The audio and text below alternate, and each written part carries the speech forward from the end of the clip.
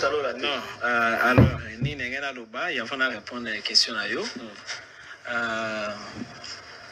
Na ko compter tina 3 prophète akoko so lobate. Et après na ko autoriser à loba. Olobi ni? Sikoyo, yo poser question. Non, poser question. Non, déjà, non, il y a l'autre à dire exact. Il y a un perdu dans les médias, tu es bitumba, tu bundi puis. Comme c'est baba. Kasi toutes les questions. Mais comme ça va battre. Kasi si voilà, toutes les questions. Toutes les questions. Non, toutes les questions, non. Toutes les questions. Faut faire ta quoi baba. Déjà combien baba. Toutes les questions. On s'abonne. Combien baba solo.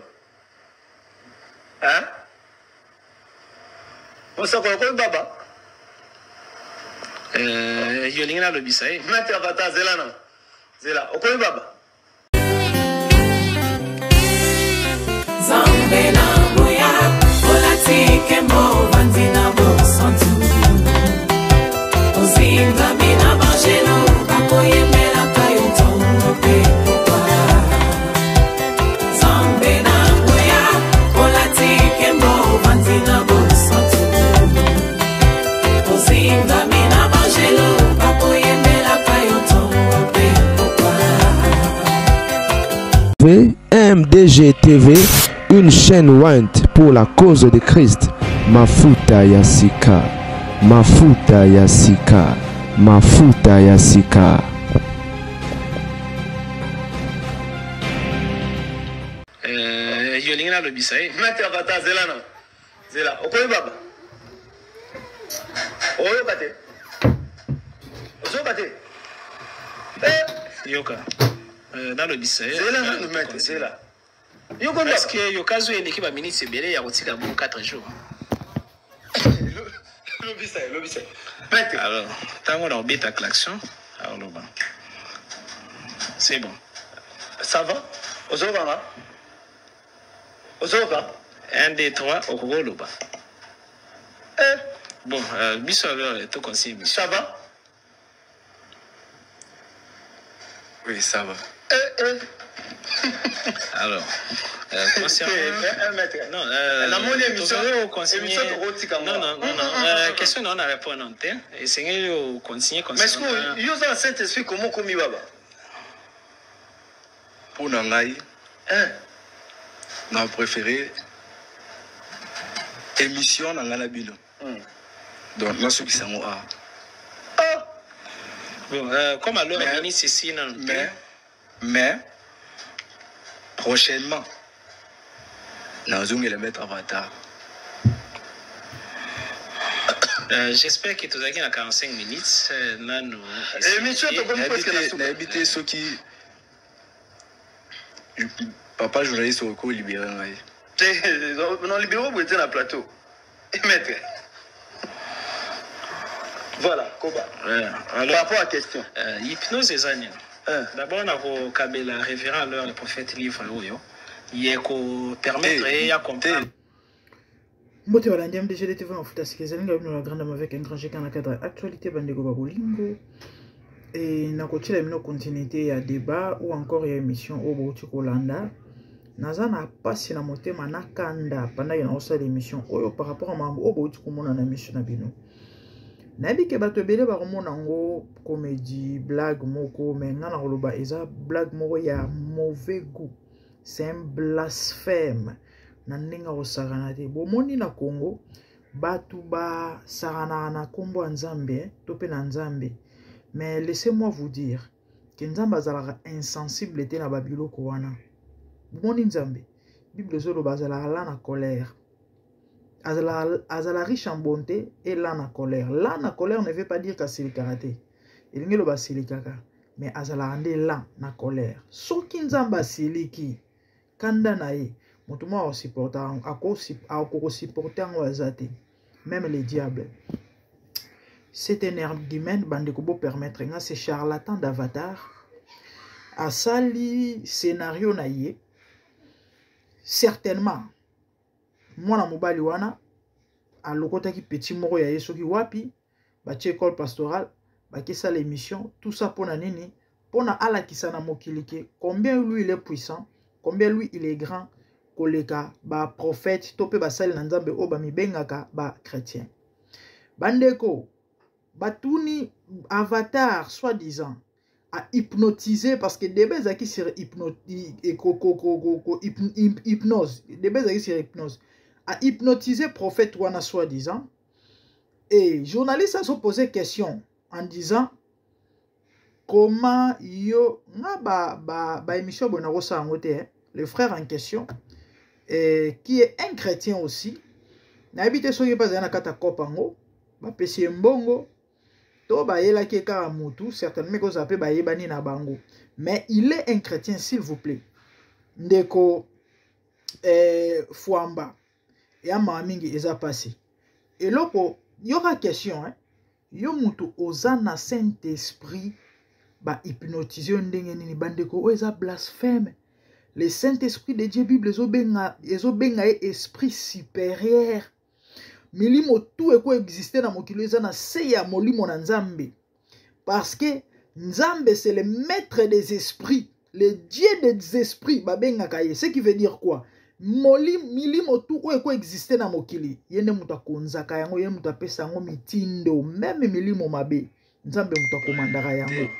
Et du coup, ce monsieur à se permettre, soi-disant, yende mutu akangisi prophète munoto pa komisie baba pona kolakisa ke non molimo mosantu eza elokote.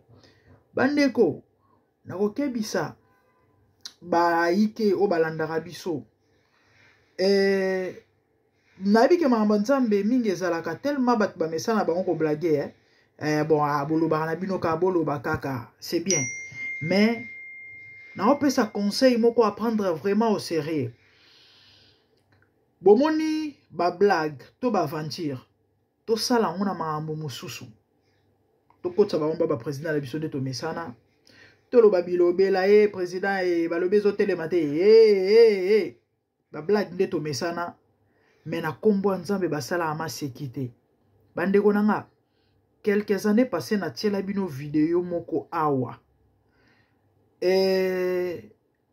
pasteur moko na kas prophète moko na kasumbalesa ba beta ka epa ya kacher en plein air en public pour na sa émission o à pied levé soki émission o ekotalema na demande na bino soki bokozala d'accord to bokosepela na tiela bino na zongisa la bino vidéo wana je vais le faire peut-être demain na otala soki combien émission ekotalema et combien ba demande kozala na kochela bino spectacle wana eza na YouTube ti lelo e umeli et sali plus ou moins 8 ans passé vidéo na ti lelo ezala na YouTube ka ba prophète ya ba aventurier et Luka Makambo akenda ko provoquer katier moko banda ko sala mama na succès na kasumbalesa kombo na Luc Mystique bato bazana na kasumbalesa baebi Luc Mystique pasteur wana onoye il faut a délivrer Luc Mystique.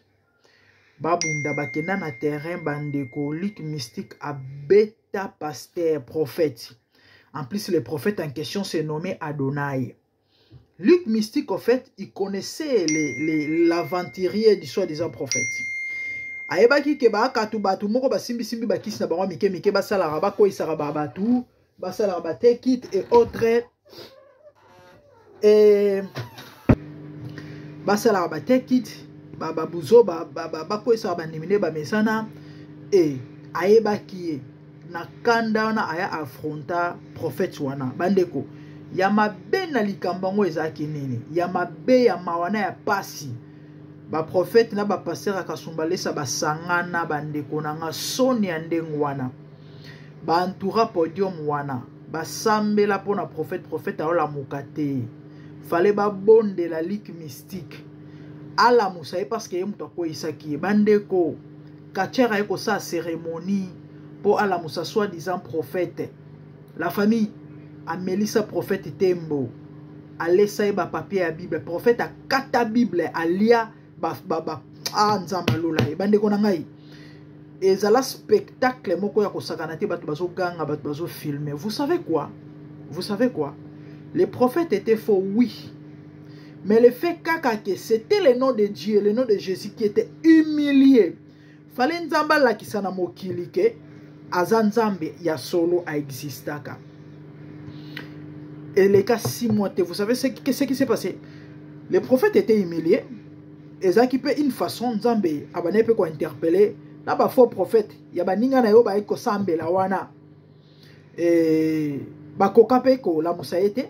Certainement c'est Dieu qui a permis et qui a voulu car rapport bango va se repentir parce que ngana on dit m'appelle na bike molimo nzambe za likolo ba esprit nyonso. Donc au nom de Jésus, molimo nyonso Bible zolo ba mabolo nyonso ko fukama. Bandeko nanga nzambe exposa ki prophète wana a humilié qui pour bongo la motema parce que c'était un faux. Mais le fait que bande ko porter combo à Yesu ya nzambe et que Luc mystique ye oyo aza fils du diable parce que ba kacher bango ba bomba te ke bazana kisi. Le fait que c'était ça, vous savez quoi? Et les cas 6 mois te botuna lisolo na kasumbale ça. Luc mystique a koufa. Ce monsieur est décédé. A koufa mystiquement, mystérieusement. Nzambe ba sakana na yete. Ya on a loba bandeko tout ça ba blague ba aventure na ba combo ya ba président et autres. Cette monsieur na ochaya en garde. Na ça la vidéo na TikTok. Na pesa ye message. Et loko ya sali akuta na nzambe. À moins qu'à se repentir. Tozaka awa bandeko. Na roya sala analyse kaka awa. Si ce monsieur ne se repent pas, na eloko ya sali, nzamba ko humilier ye, ako exposer par olakisa yeke, nzamba amuninga ya mutute. Comment yoza na Saint-Esprit baka donc le Saint-Esprit ba blasphémer molimo na nzambe. C'est ça. Debi loko oyo ba ventir ba blague o ba ko sepela na yango. Ndenge Bible zolo bake dans les derniers jours il y aura des temps difficiles o ba to ba ko sepela. Na place ba yo ka lelo bananzambe. Na place balanda ba débat moko ça constructif to pe oyo ko édifier. Ba on ba sepela balanda ba bêtise ba aventure ba biloko aboui. Et mutu to robetela mambo maboko. Mutu to ko kumisa mutu oyo. Nzamba olakisa yeke, nzambe basarana na yete. Video epesenga tellement kanda. Na ba na osala émission pona ko kebisa bato basala ba aventure na kombo nzambe. Même ces prophètes ba simbi ba kisi. Nzambe basarana na yete. Ako ciao devant fait accompli pour bongo la motema et ama mingi za passé et na mona ki ba réaction ya ba serviteur de Dieu belé très en colère, très déçu. Je crois na retirer bino ba vidéo et il y a prophète comme on a placé de masese ba sali débat na moto oyo et il n'arrivait même pas à parler encore azaranali kukuma il n'arrivait même pas à parler. Il n'arrivait même pas à se défendre parce que sur la Bible, ils ont tellement le kuta. Les grands livres de l'hypnose. Et ils ont tellement le kuta. Prochainement. Ils ont tellement le kuta. Abane même pas qu'on se défendre. Placide abimisele ba verset biblique. Biye net abane ko lobake non. Ba makambo o mosala nda ba le beza le kuta. Fallait qu'il siko a contré par rapport à le lobanzambe. Il était incapable. Je crois que si tout va bien, on retient les bino en lobby. Et puis voilà, donc il débat qui sur hypnose.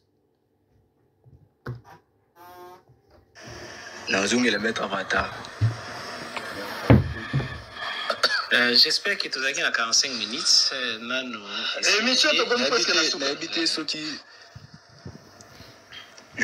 Papa journaliste au cours libéré. Non, libéré, vous étiez dans le plateau. Maître. Voilà, Koba. Alors, par rapport à la question. Hypnose et Zania. D'abord, on a le révérend alors le prophète livre. Il est permettre de comprendre. Non, kasi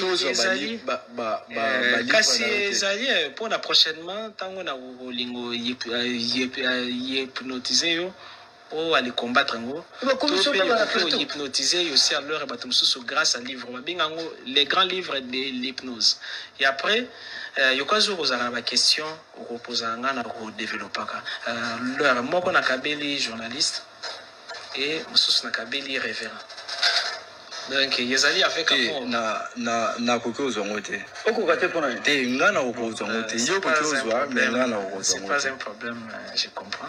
Alors nene yayo na kabeli yo yango yo alors hypnose ezani Hypnose et la guise Saint-Esprit.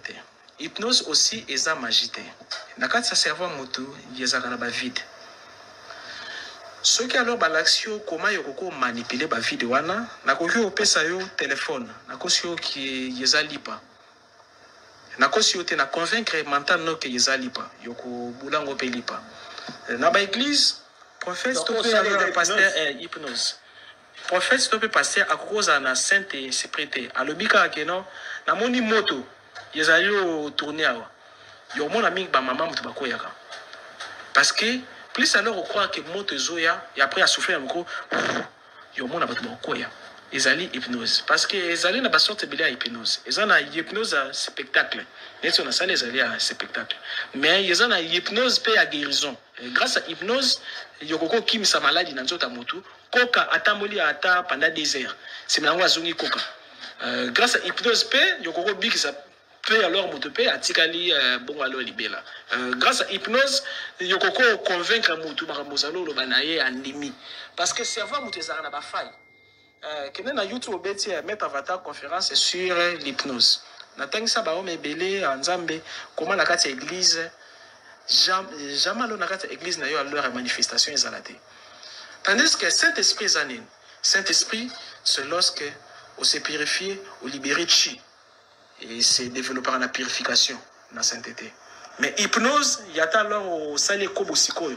Il y a une église, on magnétiser la main, talit, veste, au bloqué mutakoyi. Oh, au monde n'a pas passé la salaka. Et ça va hypnose. Ceux qui ont dans l'église, au yoki qui vertige ngezo, benda pema, au zone normal. Foli lisumoko, au zone normal, yoko yate. Alors, ceux qui alors ils compter. Tina 3, Saint-Esprit, allez, bougez le colo, bougez boy. Et baka eza hypnose spectacle. Parce que batubangaka spectacle. Comment Mosalanza mozalo délivrer motu, on le dit des mots bibi, mais yo au Congo mon até que des mots bimi. Parce que en réalité des mots sur bimi aux alentours tonate parce que le diable azali mettre mensonge. Comment retourner yokazo zali mon até. Alors prochainement ceux qui prophètent à Roya topé n'importe quel alors est pasteur non comme ça fait t'es d'accord même alors dans l'espace prochainement d'abord Yazali a félicité parce que à lobby rapidement parce que Ezaki Penaki y a tant de bêtises pour alobati tina souka à ta 10 jours. Alors prochainement moto Akoya a débat n'a comatisé dans l'espace parce que légalement na sali loroté na koko kangate ki usali loko preuve ezali na comme si on grâce à ni na comme si on grâce à loroté voilà ce qu'on avantage à métaphysique ezali juste na zalo laksa que non biloko belo tout le monde dans l'église ezali juste manipulation certaines choses révérend pe okokipe ko yebite ko sala hypnose mais ko sala hypnose c'est pourquoi essayer lo yekola magie divine kibondo kanzambe et yezali na niveau moko d'enseignement na pesa ezali na psychologie c'est que mosako ti ya paradis na père dango bande bona ngai na tshila yimino continuité ya émission oyo boyoka certainement botima toyi bien en fait il est en train de salir l'église ou encore et de bafouer l'œuvre de la croix. Et c'est vrai, nous vivons les temps de la fin. Oyo, ba buzo ba ebele zo le kapé zo salema na ba église. Pour na ebike ba tebe ba rolobake non. Et ma ambazo le besa ma ambasolo oui, en quelque sorte. Mais objectif, exact que ya roya lo bana batu ba vérité. Ya ba ma ambaso disait le na ba église. Non. L'objectif de cette émission, c'est endurcir les cœurs des gens. Batuban di mate que Nzamba existaka. Batuban di mate que le Saint-Esprit opère. C'est ça l'œuvre de l'ennemi. C'est ça l'œuvre du diable. Mais tellement les gens sont envoûtés, aveuglés, ignorants. Bah au moins na face bewanate. Bah au moins na ka que non ah mamba le beza mamba solo et salemaka. Oui effectivement. Quand dans le binabino que non après ça ba cour et pas ba pasteur ba prophète o ba simba ba kisi. Parce que lui c'est un ganga. Asa bonza mbete. Appelle ça ba moto ba bougie asa la ba talit ba nini ba kipa maître spirituel ya femme Tamar et bato ba na mission quand na ibisa bino ya ko kangela bato porta lola ya ko dépeupler royaume nzambe pour na ko peupler royaume ya diable ya satana mais ce qui est vrai Nzamba Nzambe et Jésus gagne toujours.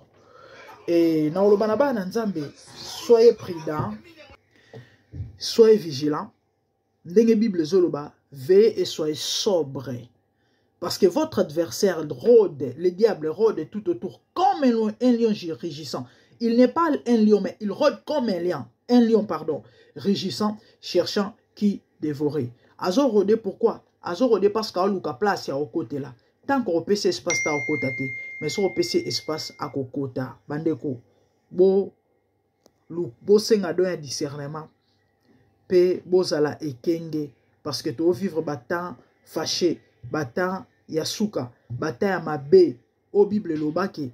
Même les élus barozala séduit. Ezala yote, pardon. Le sambo na ezanzamba batela kondima na yo. Ozala emporter na ba vin ba doctrine ya lolinga boyete ndenge Paul aibisaki Timothée.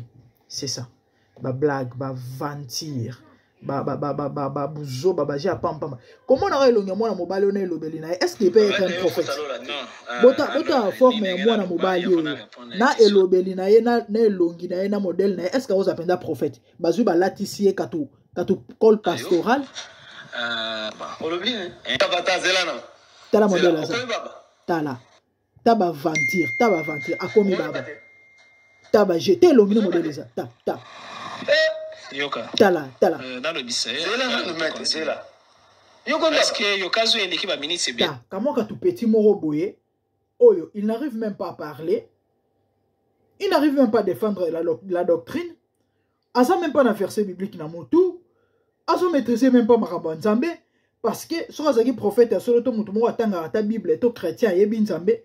Al tanga makomi na Nzamba se défendre et puis devant batu ya lolenge ya boy, si réellement tu es serviteur de Dieu, attention aux amuto limemia, aux anatitudes à boyte, parce que babilo kwa boy énervaka, attention aux amuto ya kimia et au PC kanda parce que ezaneti mutu moko boy azwa au finga tata na yo, et azwa au finga tata na yo, azwa au finga bonzambe. La famille, Nasuki awa que Dieu vous bénisse, comprenez mon émotion.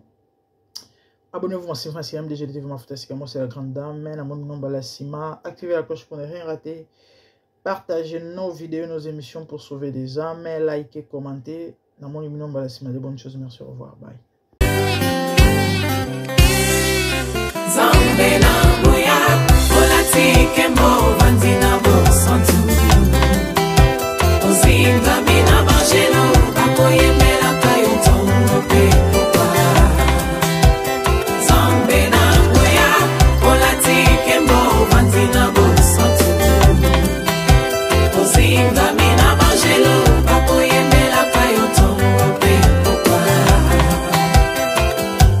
MDGTV, une chaîne ointe pour la cause de Christ. Mafuta ya sika, mafuta ya sika, mafuta ya sika.